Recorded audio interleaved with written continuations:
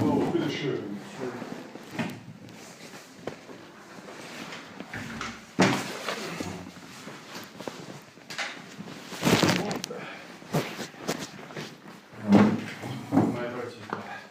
Nein, Ihr Deutsch ist bestimmt, Sie verstehen mich aber.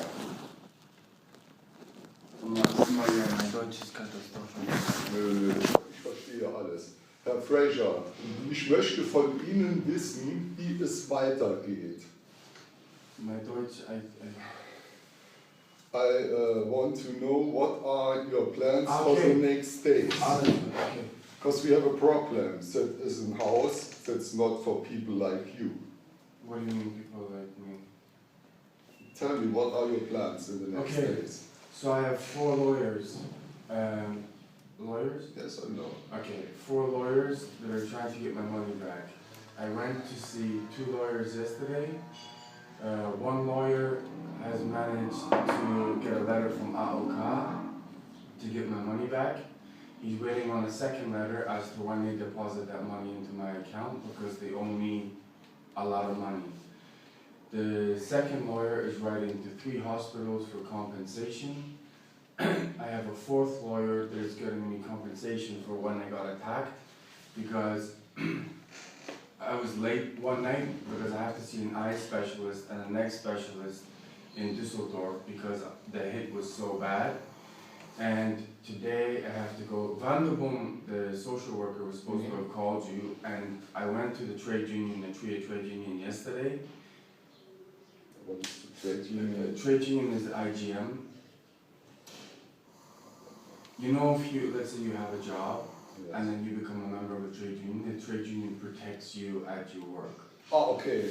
Gewerkschaft. Genau, yes, Okay. genau. So Vanderboom was supposed to call the chef of IGM to organize a date and a time to figure out what I do until I get the money from AOK.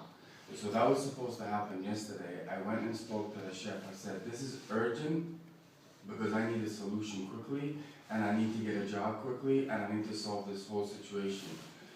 So he told me to go to the job center to get a meet, because I have €1 right now. To get some kind of money because I have a Canadian passport and a European one. So I have to go to the job center, I have to go to the trade union, I have to go back to my lawyer, and I just spoke to Vanderboom's secretary now.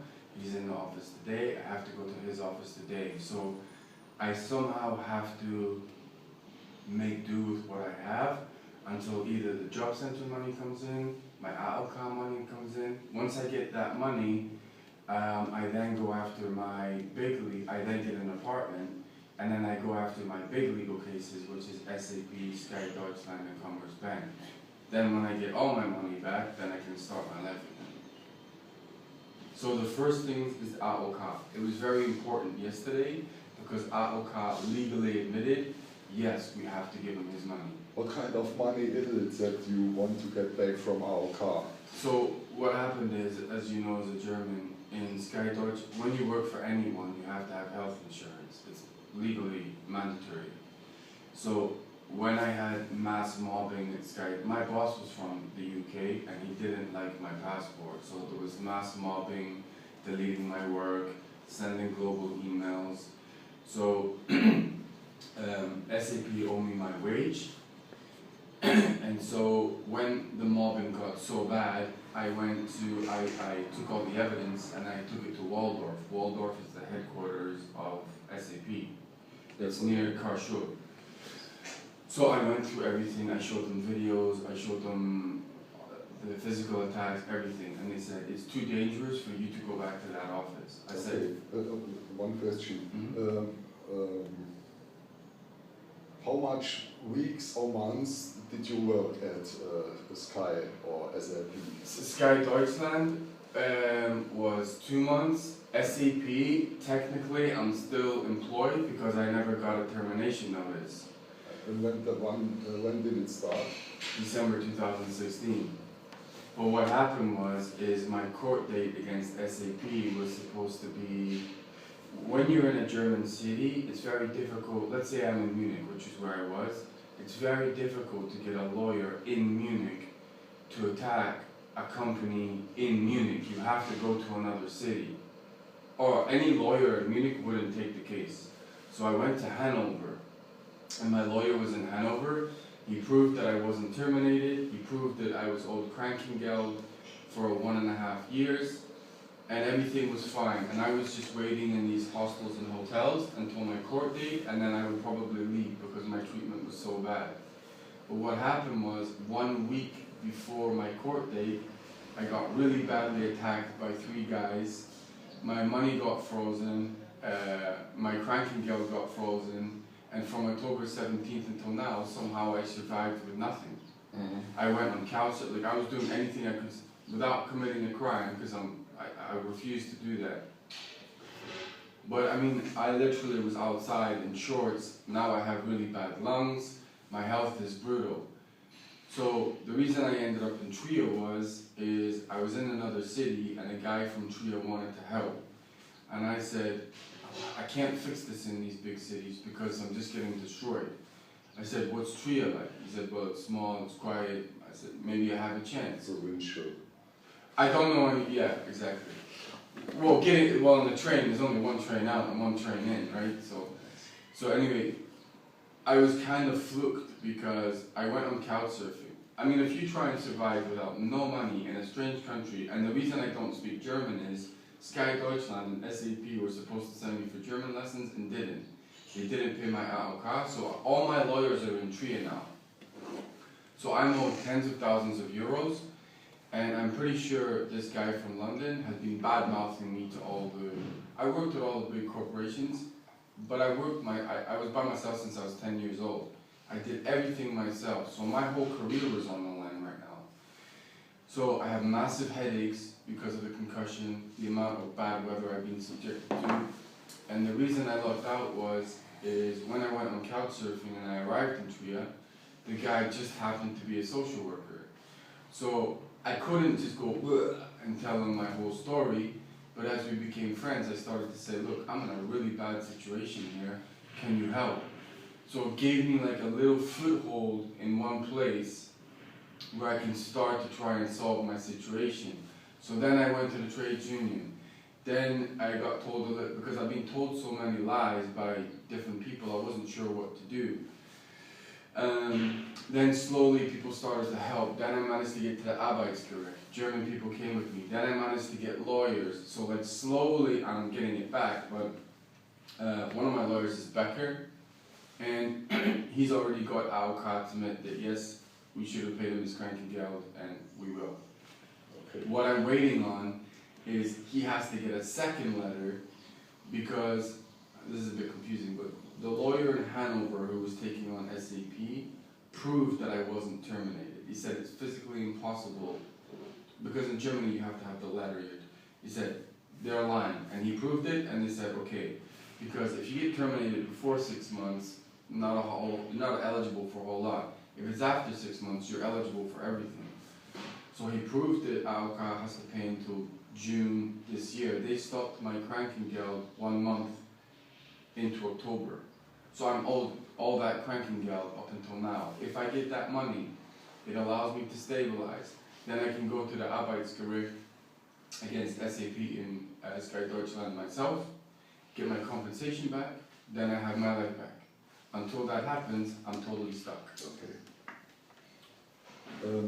But if you want to stay in our house, you have to keep the rules like all other people here. Yes. For example, maybe in the morning you have to clean the room, or the bath, or the TV room. But okay, I don't use any of those. But there is a map on the office door with the room numbers 1, 2, 3, 4, 7, bath. No one told me that. And you have in the evening or in the morning you have to look. Oh, Mr. Fraser have to clean the room. No, it's only with no. Yes. The other thing, please do not go in other rooms without a colleague.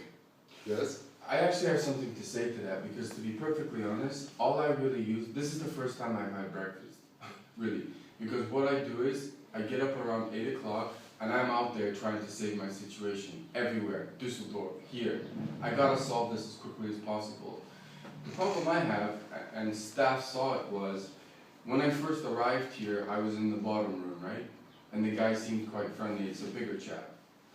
And then I got moved to room 2, I'm like, okay, that's fine. But I came back, all I did was I went to the bathroom for like 30 seconds, and one of the guys was raking through my bags, and the staff saw him, they're like, what are you doing? I'm like, are you trying to steal my stuff? And nothing was done, but I don't go in any other rooms. It's people that are coming into my room. Like last night, me and the older gentleman, he's a very nice old guy, I get on quite well with him. There are people knocking on our door and coming in the room. I don't want to go in anyone else's room. But what I'm saying is, I've actually physically seen people trying to steal my stuff. And the stuff, yes, I know. Yeah. But I mean, another thing, you have, please don't go in the cellar and wash your things like that. Okay. If you have to wash clothes like that, you can go to my colleagues.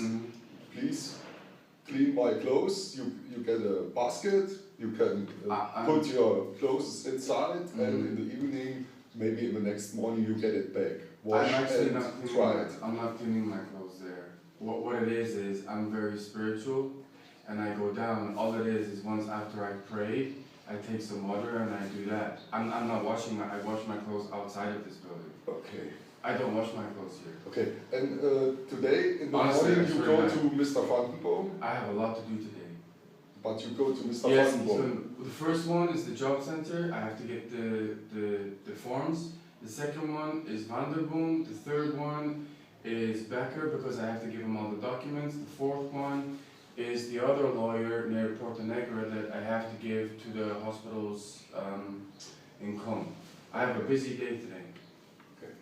The key thing is for me though is on the security level, I don't leave my stuff in lockers at all. I literally take all my stuff and I bring it back. The thing that worried me was all I did was leave my stuff for 30 seconds and people were going through it. And 2 days ago, I'll be honest, I had an eye exam. They said my cornea and my retina is damaged from the attack that I got. When I spoke to the staff, and some of them speak to me really, really nice, and some don't seem to like me very much, but I was told I would be in bed 22, so I cleaned the whole area. I have no problem cleaning that. I'd like to live in a clean place too, right?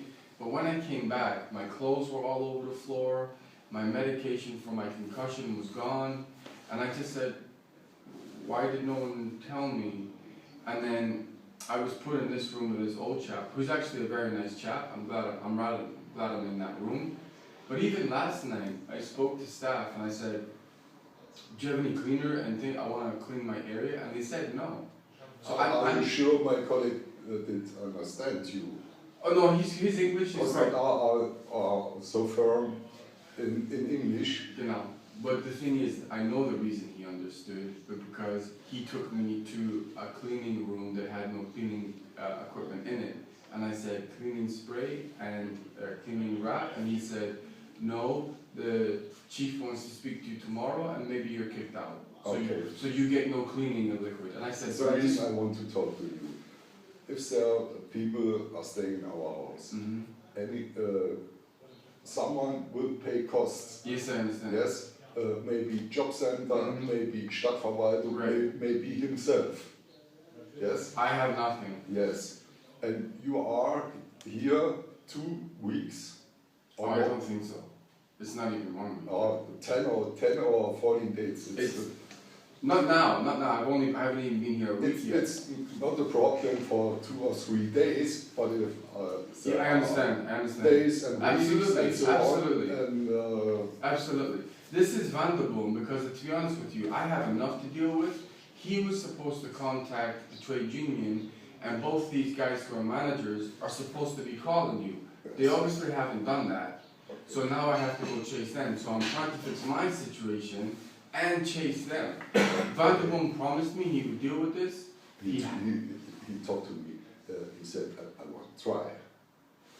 Well, look, I've tried emailing him, I've tried calling him, I've texted him. I don't know what else I can do, but I'm going to have to go there in person because, yes, someone obviously has to pay for it. I told him, can you take this off my hands because I have so many things to do.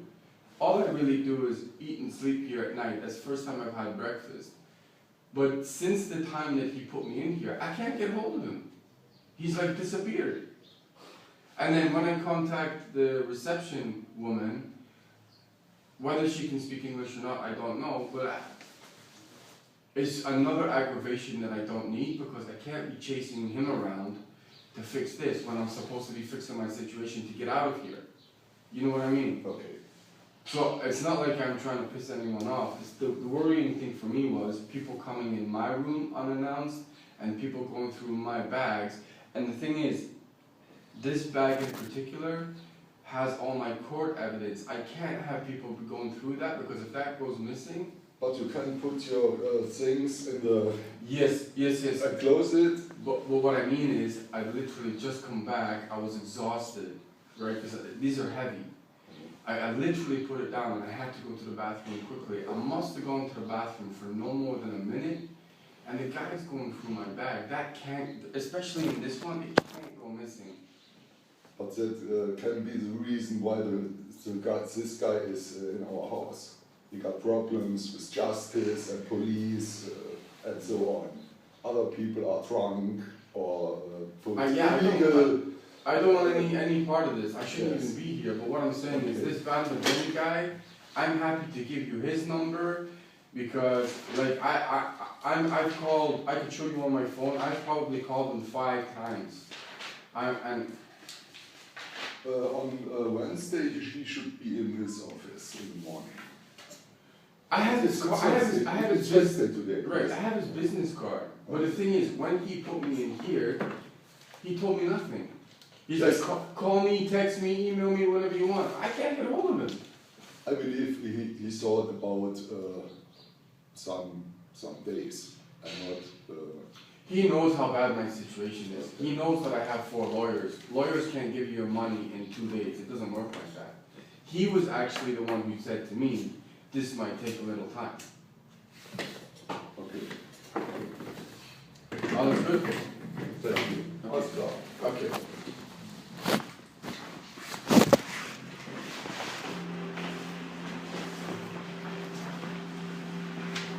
But the one thing I was going to ask is, me going downstairs to the cellar, the only reason I was going there is it's quiet, no one bothers me. It's just a place that I can pray. And then what I do with the water is, it's just a religious thing. I don't wash my clothes. I'm actually going now. My clothes are in here. I take them away and I wash them. I don't wash them here. I don't use the washing machines. But my colleagues do not know what you are doing. Oh, no, I did. I told one of them. And there is a problem because some people will go the other rooms and put that. I told one of the guys who wears the cap all the time, I told him this is why I do that, and he said, okay, don't worry about it. But people change. Yes, but I thought he would tell. That's the reason. So I literally go down there, I pray, I use some cold water, I don't wash anything there. Okay, it's only for 1 or 2 minutes. Right. I don't even know how to use those washing machines. I haven't used them once. Okay. Alles okay? Okay. Alright, busy day. See you later.